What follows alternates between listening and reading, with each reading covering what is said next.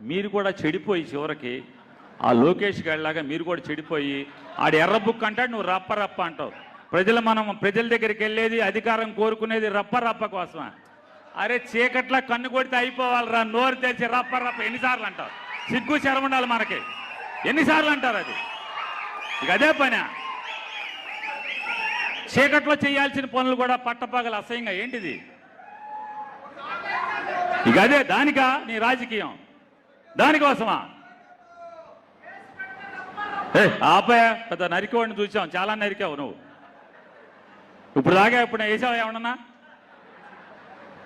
ఏంటి బాగు? నేను చెప్పేది ఏంటంటే అల్టిమేట్గా అంతిమంగా ఏ రాజకీయ నాయకుడైనా రాజకీయ పార్టీ అయినా రావాల్సింది, ప్రజల మన్ననలు పొందాల్సింది, ప్రజలకి గొప్ప ఎత్తున మేలు చేసి ఈ రాష్ట్రానికి పెద్ద ఎత్తున సేవ చేసి తద్వారా వాళ్ళ మన్ననలను గెలవాలి తప్పితే రప్ప రప్ప మెయిన్ కాదు. రప్ప రప్పని చీకట్లో జరిగిపోవాలి, ముళ్ళుని ముళ్ళుతో తీయడం జరగాలి.